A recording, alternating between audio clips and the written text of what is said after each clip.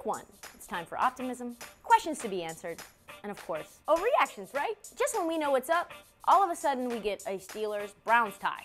How, you ask? Well, no Le'Veon, no problem. James Conner did his thing out there, but you know who didn't? Big Ben. He was a big disappointment. Browns still haven't won a game in over 600 plus days, but they didn't exactly lose either. So do fans get a beer or no? Steelers fans, though, let this sink in. You just tied the Browns. You're supposed to be a Super Bowl contender, and you couldn't even beat a team that didn't win a game last year. I'll just leave that there. If there was one team in the NFC that we were sure about, it was the Tampa Bay Buccaneers. They were going to be terrible.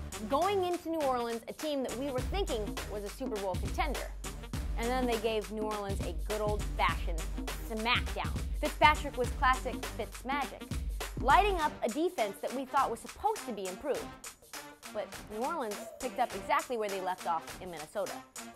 Speaking of picking up where they left off, Nathan Peterman is still Nathan Peterman. Buffalo was a playoff team last year, but it looks like they're going to be right in contention in April for the #1 pick.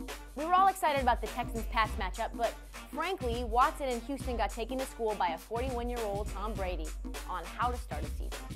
Kirk Cousins looked like he was worth the money, and Jimmy G did not.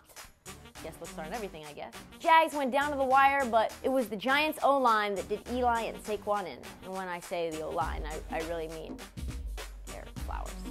In the Cowboys-Panthers game, we learned without Travis Frederick, the boys can't run the ball, they can't throw the ball, and they've got the kind of play calling that makes paint drying look exciting. Might be an ugly year, and if it is, you can't blame this one on Diz. People are hyping Adrian Peterson in Washington, but it was actually the return of Chris Thompson that invigorated the offense. Frankly, the Redskins look like the best team in the NFC East after Week 1. That is insane. We also learned never, ever, ever, ever, ever believe in the Chargers in September. Don't do it. But you know who you can believe in? Patrick Mahomes. You know who it's time to stop believing in? The Pete Carroll-led Seattle Seahawks. Doug Baldwin just sprained his MCL, so their top receiver tonight was some guy named Disley. Sounds like a kicker. But let's relax. It's only Week 1, and these are just overreactions. And like Jon Snow, we know nothing. And in the meantime, stick with Sports Pulse. Your heartbeat's what's trending in sports.